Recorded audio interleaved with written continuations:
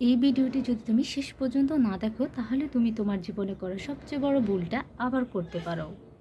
আসসালামু আলাইকুম সবাইকে, আশা করি সবাই ভালো আছেন। আল্লাহর অশেষ রহমতে আমিও ভালো আছি। আজকে আপনাদের জন্য নিয়ে এসেছি একটা নতুন টপিক, যেটা নিয়ে আমরা সহজে কথা বলতে চাই না।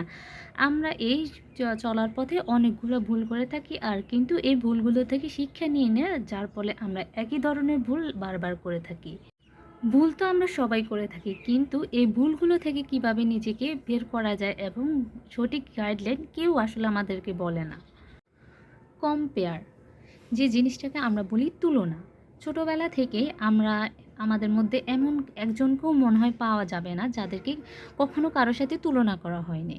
যেমন, এ তোর থেকে পড়াশোনায় অনেক ভালো, এ তোর থেকে বেশি সুন্দর, এ তোর থেকে বেশি গাইতে পারে ভালো, এ তোর থেকে বেশি ভালো মার্কস তুলে, সব কিছুতে কম্পেয়ার কম্পেয়ার কম্পেয়ার। এবং এমন হয় যে এই জিনিসটা বিষের মতো আমাদের শরীরে ঢুকে যায়, এবং যার সাথে তুলনা করা হয় আমরা একটা টাইমে তার সাথেও খারাপ ব্যবহার করা শুরু করি, কিন্তু তার কোনো দোষই নেই।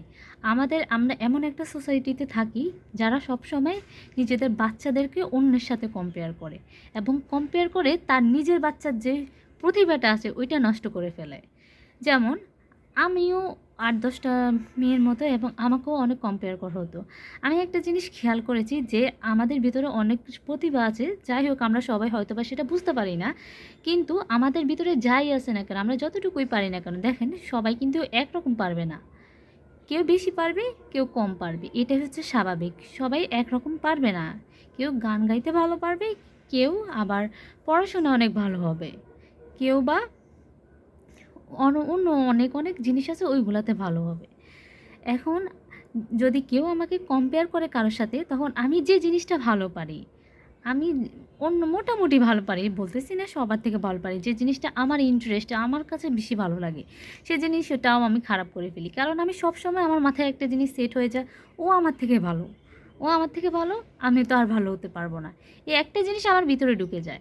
আর আমাদের মেন্টালিটি, আমরা যেভাবে ভাববো আমরা ঠিক তেমনই হয়ে যাব।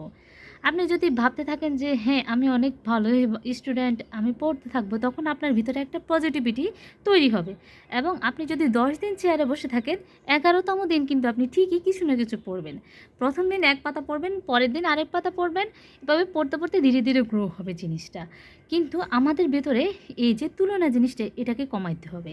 যত বেশি তুলনা করবেন তত বেশি নিজে ডিপ্রেসড হবেন, এবং লাইফ নিয়ে অনেক বেশি আনস্যাটিসফাইড থাকবেন। তাহলে আমাদের জীবনে যে বড় ভুল, সেটা হচ্ছে তুলনা করা।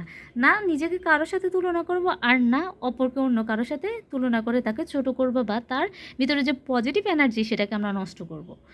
যখন আপনার নিজে মা হবেন অথবা নিজে অভিভাবক হবেন, কখনো নিজের বাচ্চাদেরকে অন্যদের সাথে তুলনা করবেন না। কারণ এতে বাচ্চার উপর মানসিক প্রভাব পড়ে, এটা সবাই কম বেশি জানেই, কিন্তু আমরা কয়জনে মানি সেটা। আপনারা এটা চেষ্টা করবেন মানার। আরেকটা বড় ভুল হচ্ছে আমরা নিজেদের স্বপ্নগুলোকে নিজেরাই মেরে ফেলি। আমাদের যখন স্বপ্ন পূরণ করার বয়স, তখন আমরা সেই দিকে ফোকাস না করে উল্টাপাল্টা জিনিসের দিকে ফোকাস করি, এবং ফলস্বরূপ হয় কি, আমাদের এগুলো থাকে না ওগুলো থাকে না। এমনটা আমাদের লাইফে প্রায় ঘটে যে আমাদের লাইফে 2-3টা সুযোগ একসাথে আসে, কিন্তু আমরা সঠিক সিদ্ধান্তহীনতার কারণে সবগুলাই হারাই। আবার কিছু কিছু টাইম আমি বিশেষ করে বলতে চাই, অ্যাডমিশনের টাইমে আমরা বুঝতে পারি না আসলে আমরা আমাদের কী নিয়ে প্রিপারেশন নেওয়া উচিত।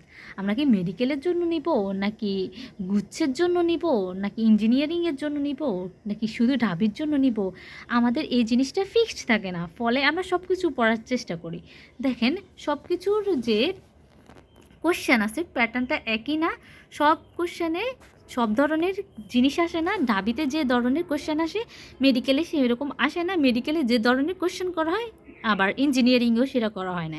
কিন্তু আমরা এই জিনিসটা ভুল করি, এবং ফলস্বরূপ আমরা ম্যাক্সিমাম কী করি, অ্যাডমিশনে হেরে যাই। যেমন আমিও অ্যাডমিশনে হেরে গেছি, এবং কোনো পাবলিকে আমার চান্স হয়নি, এবং আমি অনেক বেশি ডিপ্রেসড ছিলাম। কিন্তু আমি শেষমেশে একটা জিনিস বের করতে পেরেছি যে আমার পড়াশোনা খুব একটা ঘাটতি ছিল না, কিন্তু আমার যে জিনিসটায় সবচেয়ে বেশি সমস্যা ছিল সেটা হচ্ছে সিদ্ধান্তহীনতা। আমি বুঝতে পারতেছিলাম না আমার জন্য কোনটা ভালো হবে। আমি সব ধরনের জিনিস পড়ছি, যার ফলে একটা আলটিমেট কোনো জিনিসই আমার হয় নাই। তো আমাদের টার্গেটগুলো ফিক্সড রাখতে হবে। দেখবেন আমরা যখন বেশি মোটিভেশনাল ভিডিও দেখি, তারা সবসময় একটা জিনিস কমন রাখে যে আপনার টার্গেট ফিক্সড হতে হবে। সে জিনিসটা ছোট হোক, বড় হোক, এটা কোনো ম্যাটার করে না। আপনি যাই করবেন না কেন শুধু ওই জিনিসটার প্রতি ফোকাসটা রাখবেন। কিন্তু তার পাশাপাশি যদি অন্যান্যগুলো হয়ে যায় তাহলে সেটা হচ্ছে বোনাস পয়েন্ট। কিন্তু কখনোই আপনি মেডিকেলে টিকার জন্য পড়বেন, কিন্তু আপনার মাথায় থাকবে আবার আপনাকে ইঞ্জিনিয়ারিংও টিকতে হবে। তাহলে এই জিনিসটা হবে না। কিন্তু যারা ইঞ্জিনিয়ারিং পড়ে তারা অনেক ক্ষেত্রে হয় কি তাদের মেডিকেলও হয়ে যায়। কিন্তু এমন না যে তারা ২ টা জিনিসের জন্য প্রিপারেশন নিয়েছে। তারা যেকোনো একটা জিনিসের জন্য নিজেকে প্রিপেয়ার করেছে এবং তাদের বেসটা ঠিক করে গেছে। এজন্য বলি আমাদের লাইফে অনেক বড়, বড় ভুল আছে যেগুলো থেকে আমরা শিক্ষা নিই না। আল্টিমেটলি আমরা একই ধরনের ভুল বারবার করে থাকি। এগুলা থেকে আমাদেরকে বিরত থাকতে হবে। আর আজকের এই ভিডিওটা যাদের সাথে মিলেছে এবং যাদের লাইফে মনে হচ্ছে যে এ ধরনের জিনিসগুলো বারবারই হচ্ছে, কিন্তু একই ভুল আমরা বারবারই করছি, এগুলা থেকে বের হতে পারছি না, আজকের পর থেকে এই ধরনের ভুল করা যাবে না। এগুলা থেকে শিক্ষা নিতে হবে এবং ধীরে ধীরে নিজেকে খাপ খাইয়ে নিতে হবে এই ধরনের সিচুয়েশন থেকে। তাহলে আজকে এই পর্যন্ত, সবাই ভালো থাকবেন।